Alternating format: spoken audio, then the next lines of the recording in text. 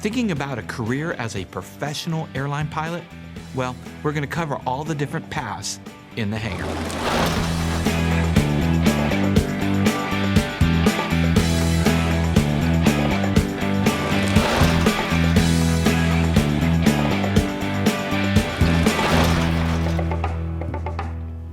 Hi, I'm Dan Milliken. And I'm Christy Wong. Today's episode is brought to you by our awesome sponsors, Colton Mortgage, the mortgage company that cares. Yep. And FlyingEyes Optics. They make Dan even look cool. It's a tough job, but somebody's got to do it. Thank you, FlyingEyes. Okay, so Christy, we made a video a couple months back, and we went up in the Wong Warrior. We did. There were good intentions. There were good intentions, and we wanted to do a video from the cockpit while we were just doing circles in the sky. And we were on flight following, so there was a lot of ATC chatter in the background. And a lot of you requested that we redo this for real in the hangar, so here we are today. Yeah, on the ground without distractions, sort of. Okay, well, what's really cool is that our guest, who I can now call Joey Johnson because he said his friends call him Joey. So I get to do that now, don't I? Yes, sir. Oh, no, sir. Because first, Mr. Johnson was my DPE on my commercial flight. So that's how I got to meet Mr. Johnson, who we can now call Joey. Thank you so much for coming. Not a problem. Not a problem. Okay. Good to see you. Good to see you again, Christy. Well, and you've been on the show quite a bit. And You're a fan favorite. well, he's honestly. a season one. Yeah, he is, yeah. So, okay, we're talking about the different paths, and what I really want to do here is I want to talk to the different people, the 16, 17-year-old high schooler who's thinking about maybe a career in airlines, or it's the 30-year-old who decides to change careers exactly. and become an airline pilot. Or even the 45-year-old, 50, but let's talk about each one and the military path and all the different things that you can do. So first off, the teenager. What is the path to becoming an ATP? Well, probably the best start would be short of finishing high school would be to either enroll in a college, which would be my suggestion that offers an aviation program, and that would be the fast track, to the ATP. So a college, but a 4-year college? Well, there's 2-year college programs as well. Okay. Liberty University, not trying to give them a plug, but, sure, but nonetheless, they have a 2 or 2.5-year program that can get you through. There's Phoenix University as well. There's a number of online programs that they could go through to get it done in a short amount of time. So they wind up with some sort of an aviation degree or science degree at the same time they're getting their pilot. So it'd be like an associate's degree in 2.5 years, and you go from zero to hero. Pretty much. And in some cases, it may be even a bachelor's degree. Okay. And, so that's one way. Go to college. What's another way for a teenager? Well, they can do it the old-fashioned way. Back in the day, people would wash airplanes, hang around the airport, do whatever they could to make the money, to get the flying lessons. That's the mom-and-pop operation, if you will. And that can take some time, oftentimes, because now they're footing their own bill. They don't have the financing behind them to get them going, and so it could take a little bit of time to get that done. It's possible, it's achievable, but it certainly does take a little bit longer. Well, I know some people who have done that, and what that is you're learning under the Part 61, which is more the unstructured kind of curriculum, but you go through your ground school, you get your private, you go on instrument and everything else, but you do it piecemeal as able. That's correct. So Part 61 can be structured or unstructured. Okay. And oftentimes, if you're working with a freelance instructor, it will be pretty much unstructured. But if you're working with a flight school that's both 61 and 141, they're going to have a laid-out curriculum that will take you from A to B, through the course to get you finished in the least amount of time with the least amount of expense, hopefully, in that process. Now, Christy, you built time at a Part 141 operation, right? As a CFI. As a CFI. So tell us about that path for somebody who's 16 or 17. What are the options there? So doing it under a 141 curriculum, it's full time. Just like Joe said, whether it's a 2-year degree or a 4-year degree, this is a full-time thing. You have classes that you take for ground, and then you have full-time flight training. So it's pretty much like you're in it. It's an immersion type program. Exactly. So, honestly, as a CFI, I loved it because it was like you told the student when to be there and they were there. there because they were immersed in it. It wasn't like a Part 61. Part 61, I have found, I agree with the unstructured. It can be structured, but more importantly, it's at your own pace. Right. So that's kind of the Part 61, which was great for me when I was learning to fly. And then as a CFI, I loved the 141 structure because there was already a curriculum built out. You were literally like, okay, we did lesson number 3 today on the instrument curriculum. And you didn't have to fill everything out in their logbook. You literally just did instrument lesson 3 because it spells it out in their curriculum. Okay, so 2 to 3 years on a college. An unknown quantity of time if you're just piecemealing it and doing it as you're able. Part 141, full immersion, how long? Most kids can get through that program in under a year. 0 to hero. Well, 0 to CFI at least. 0 to CFI. Yeah, now the degree process will still be in the way. So if they're enrolled in a Liberty or some other type of university or something like that that offers that program, they will get credit for all of their training. So they'll be receiving college credit, experience credit towards that, and then they'll have to complete the additional academics in order to finish the degree, to finalize the degree. But if you're just strictly 141 and you weren't seeking the degree, you can go from 0 to CFI in a year easily. Okay, 0 to CFI, but then what would it take after that? Again, the path to ATP. So what they do is a lot of times the colleges will hire that student as Who's a now a CFI. Right, they'll hire them as a CFI to train the next generation of student pilots coming up while the CFI is finishing off their degree.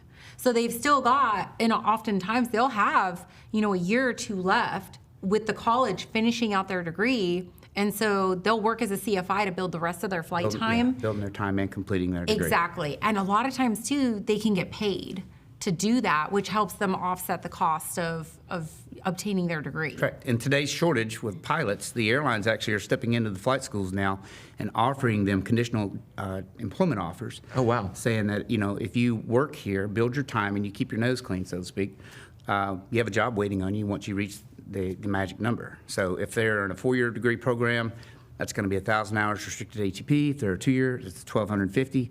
And if they're just a no degree kind of deal, then they're looking at 1,500.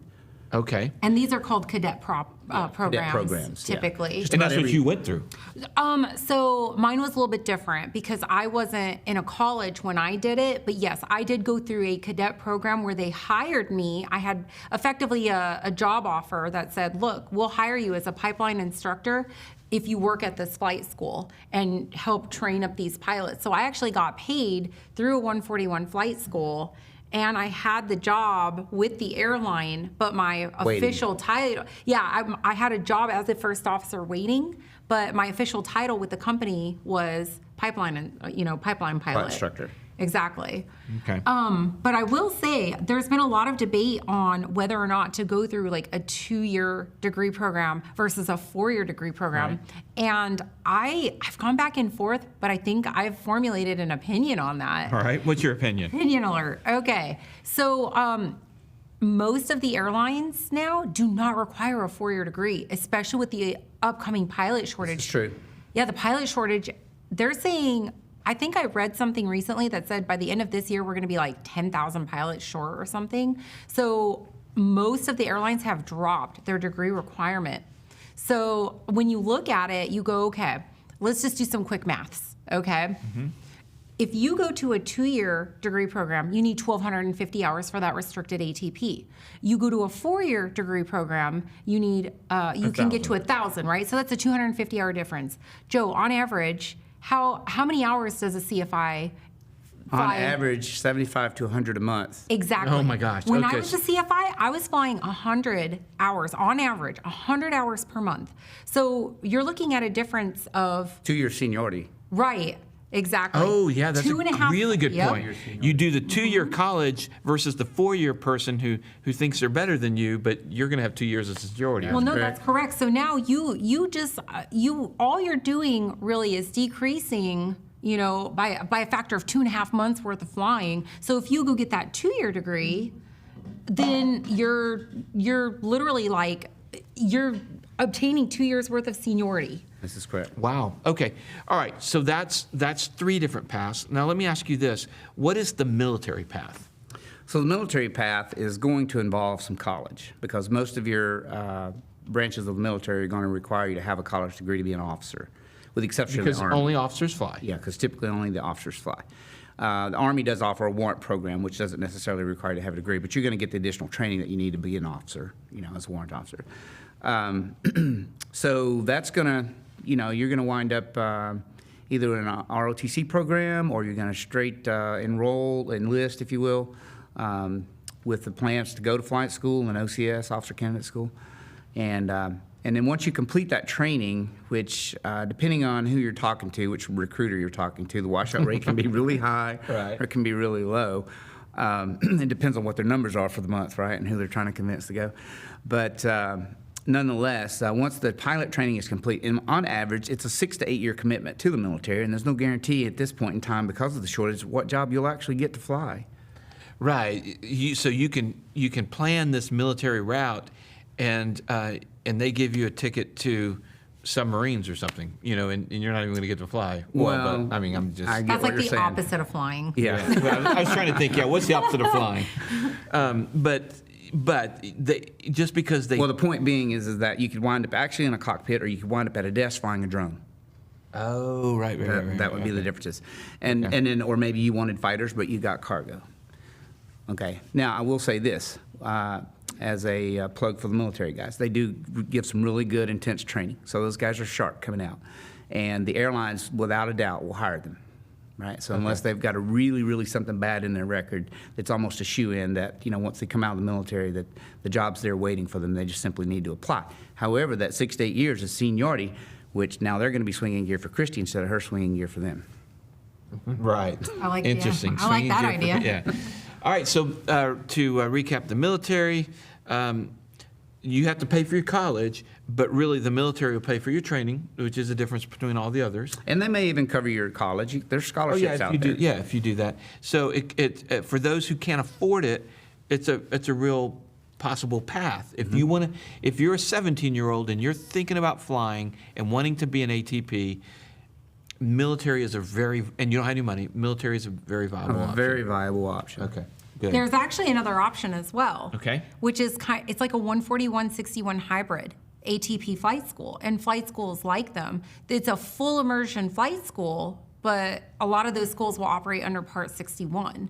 So you still have to get Go the at your own 1500. pace. Well, not really. That's the thing, is that it's hybrid because it's full immersion. You kind of go at your own pace, but they can effectively get you from 0 to CFI. I think they said it's like within 6 to 9 months. But I would think the problem there is that with the 141, at least you get lower time minimums and some things. So that's the whole Right. purpose of the 141 is expedited flight training. Right. So you have lower time requirements for each of the levels. So your private is 35 versus 40. Right. The 50-hour cross-country stipulation for the instrument goes away, and the 250-hour for the commercial goes away. Now, what you get though with the colleges, like the 141 colleges, is you get a degree out of it, some sort of degree typically. Whereas like ATP flight school and those like it, you don't get a degree with it. You just get your ratings. ATP. Can I clarify, are you referring to ATP as a brand or ATP as a general? No. ATP as a like brand. actual ATP flight school, and the flight schools that are like it. I say the name ATP because it's more They're one of the more widely known. prominent ones, but there are numerous ones out there. Yes, I think Thrust American Flight, Flyers. American Flyers is Yeah. one. Oh, yeah. Thrust Flight is one.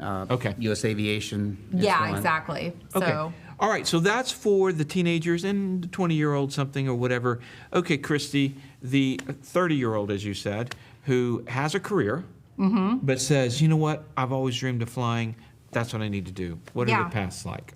I mean, the paths are very similar.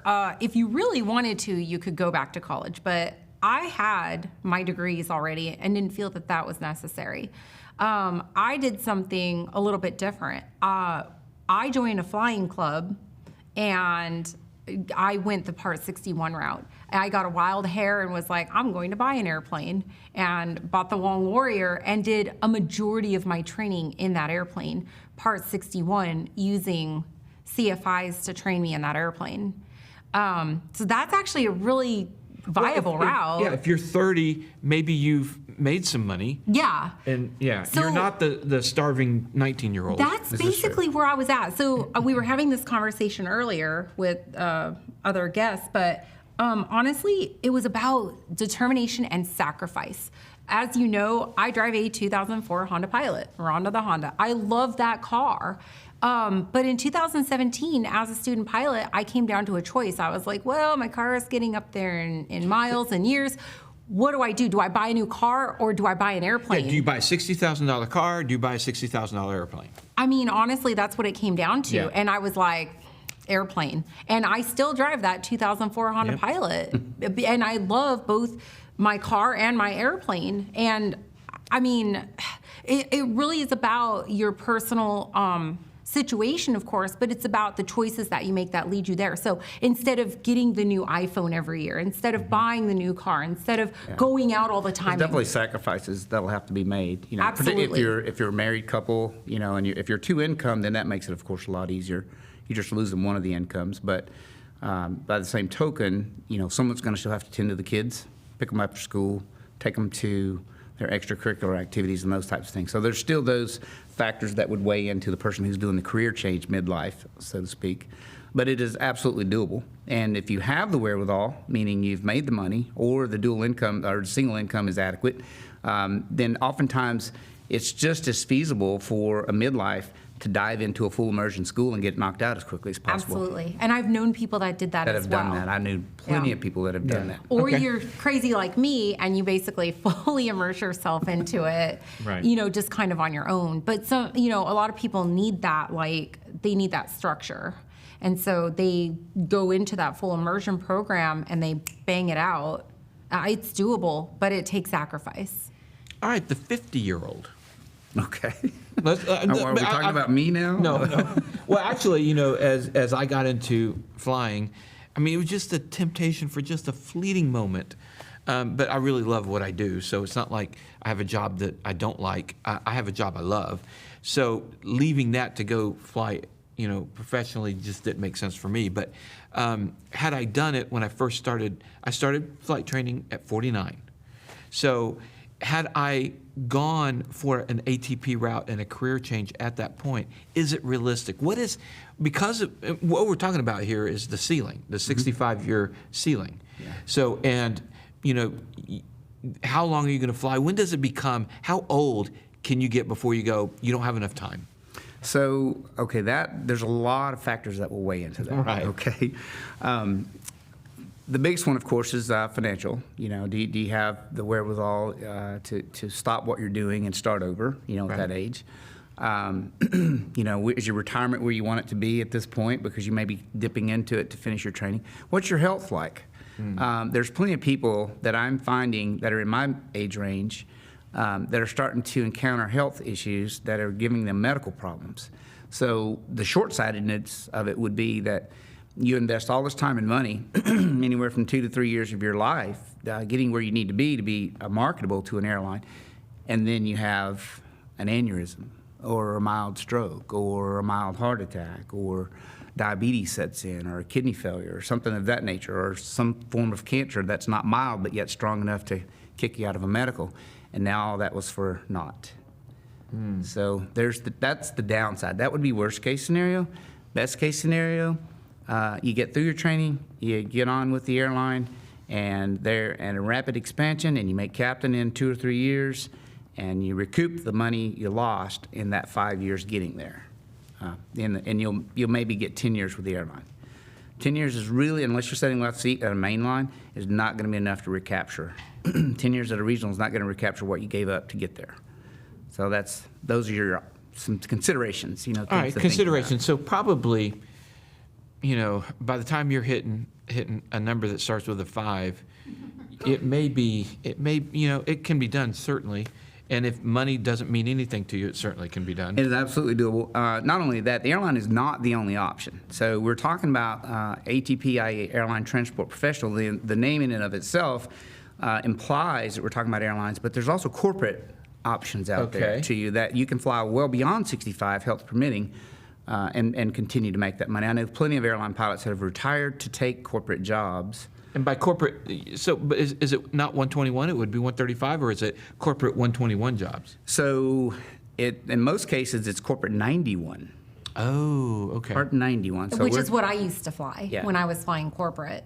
Right, right. So right. this would be Okay. an individual who's financially able to own such an aircraft and support that aircraft and hire someone to fly that aircraft.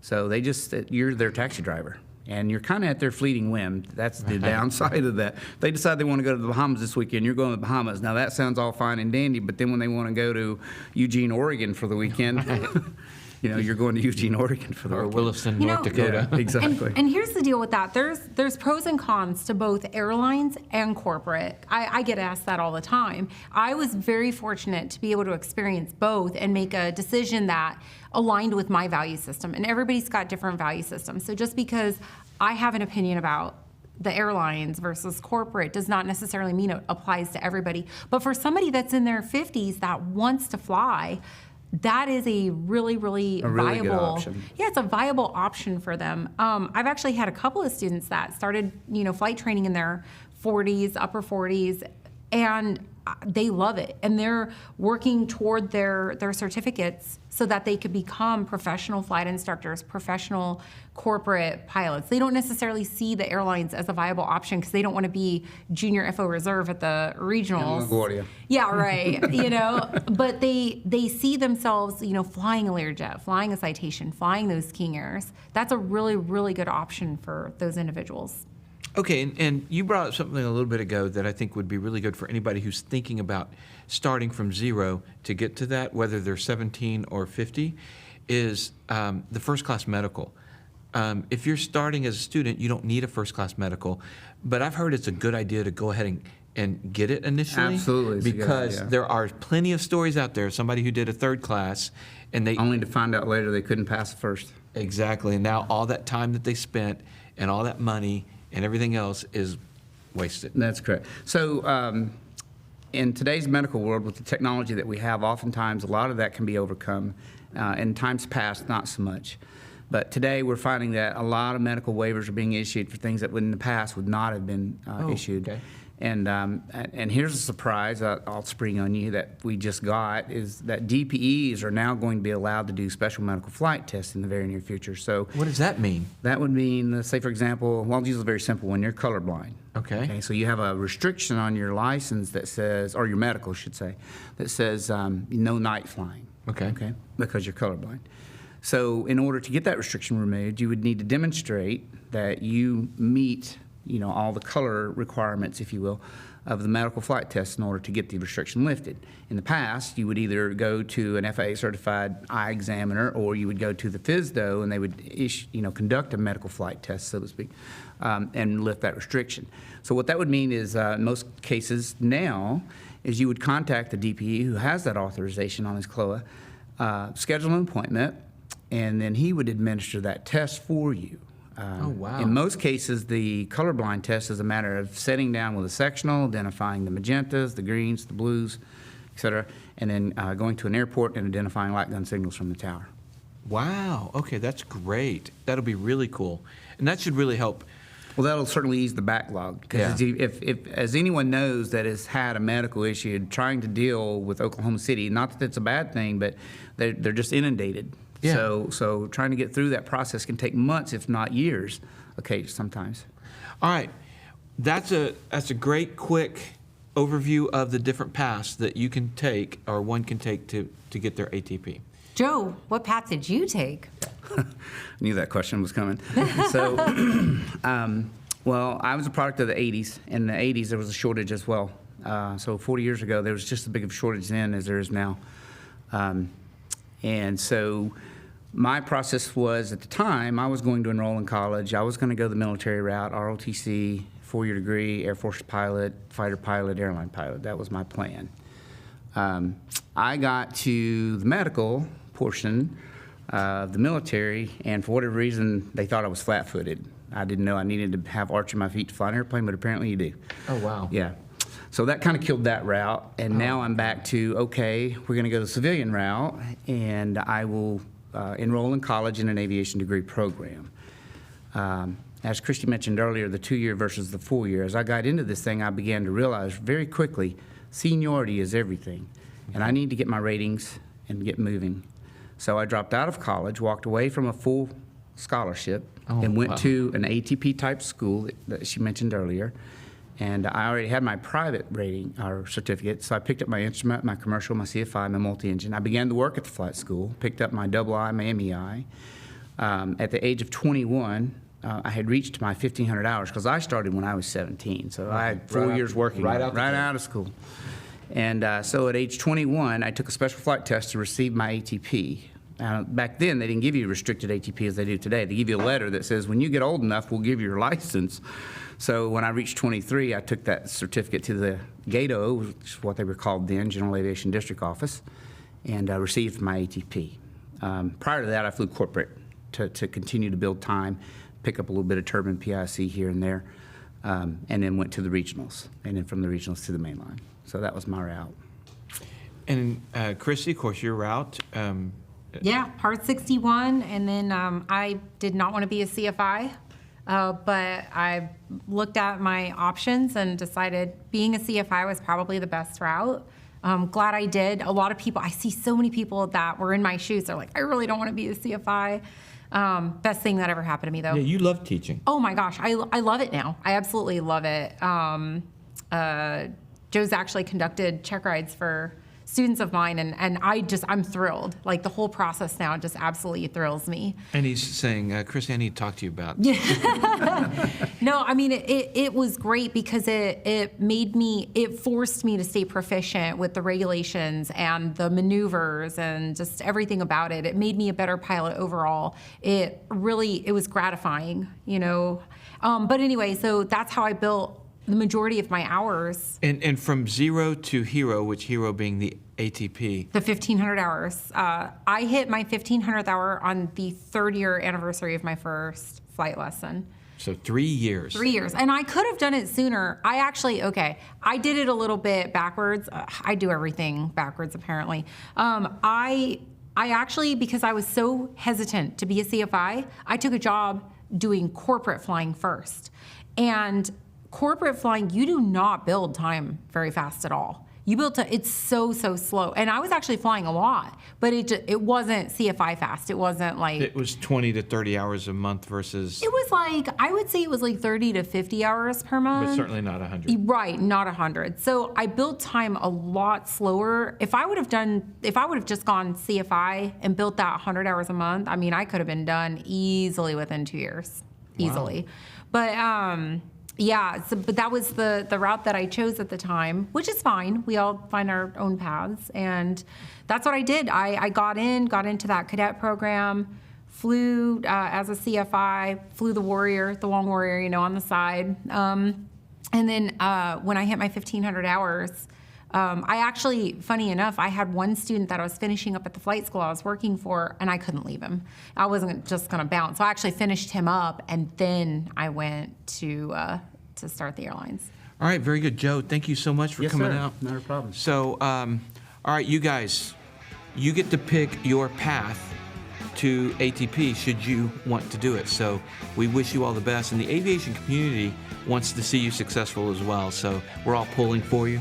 So if you like the channel, please like and subscribe. And we appreciate all you guys, and we'll see you next time. In the hangar.